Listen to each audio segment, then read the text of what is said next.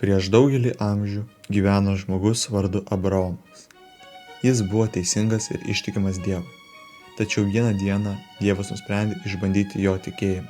Abraomai, Abraomas pakėlė akis į dangų ir atsakė: Aš čia. pasiimk savo vienintelį sūnų Izaoką, kurį myli, ir nueik į Morijos kraštą.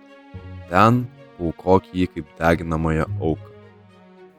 Abraomas suakmenėjo, jo širdis drebėjo. Ar tikrai Dievas parašė atiduoti tai, kas jam brangiausia? Tačiau jis nesuabejojo. Jo tikėjimas buvo stiprus. Jis atsistojo, pažvelgė į ramiai miegantį Izaoką ir nusprendė paklusti. Anksti ryte Abraomas pasiruošė kelionei. Jis paėmė su savimi 2 tarnus – malkų, deginamajai aukai ir svarbiausia savo sūnų Izaoką. Jis keliavo 3 ilgas dienas. Dykuma buvo tyli. Abraomas nepasakė nė žodžio apie tai, ką ketina padaryti. Jo širdis buvo sunki, tačiau jo tikėjimas nepajudinamas. Kai jie pasiekė Morijos kraštą, Abraomas sustojo.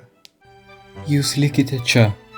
Mes su sūnumi nueisime pagarbinti Dievą ir sugrįšime. Abraomas paėmė malkas ir uždėjo jas ant Izaoko pečių. Ugnį ir peilį nešė pats. Jie kopė į kalną, aukštyn, vis aukščiau. Tada Izaokas sustojo, jo akys buvo pilnos smalsumo ir šiek tiek nerimo. Tėve, mes turime ugnį ir malkas, bet kur avinėlis aukai? Abraomas giliai įkvėpė, kaip jam paaiškinti. Jis tik švelniai nusišypsojo ir atsakė: Dievas pats pasirūpins auka, mano sūnau. Kai jie pasiekė viršūnę, Abraomas pastatė aukurą. Jis sudėjo malkas. Tai jis pažvelgė į Izaoką ir sunkiausia akimirka atėjo. Švelniai, su ašaromis akise, jis surišo sūnų ir paguldė jį ant aukuro. Izaokas nieko neatsakė. Jis pasitikėjo savo tėvui ir pasitikėjo Dievu. Abraomas drebančia ranka paėmė peilį. Jis buvo pasiruošęs aukoti tai, kas jam buvo brangiausia. Dievo balsas sustabdo auką. Staiga. Abraomai, Abraomas sustingo. Aš čia. nenuleisk rankos prieš berniuką, nedaryk jam nieko. Dabar aš žinau, kad tu bijai Dievo, nes nepagailėjai savo vienintelio sūnaus. Abraomas nuleido peilį. Jis pažvelgė į dangų, paskui apsidairė. Krūmuose buvo avinas, ragais įsipainiojęs į šakas. Dievas iš tiesų pasirūpino auka.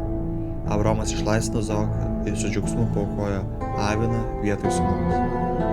Ta vietą jis pavadino Viešpats parūpins, nes tą dieną Dievas iš tiesų parodė savo rūpestį. Dievo pažadas. Kai auka buvo sudeginta, iš dangaus vėl nuaidėjo balsas. Kadangi tu buvai ištikimas ir nepagailėjai savo sūnaus, aš tave palaiminsiu. Tavo palikuonys bus tokie gausūs kaip žvaigždės danguje ir smiltys pajūryje. Per tavo palikuonis bus palaimintos visos tautos. Abraomas pažvelgė į Izaoką, jie abu suprato. Dievas visada yra su jais. Jie sugrįžo pas tarnus ir leidosi atgal į namus. Tai buvo didžiausias Abraomo tikėjimo išbandymas ir jis jį išlaikė.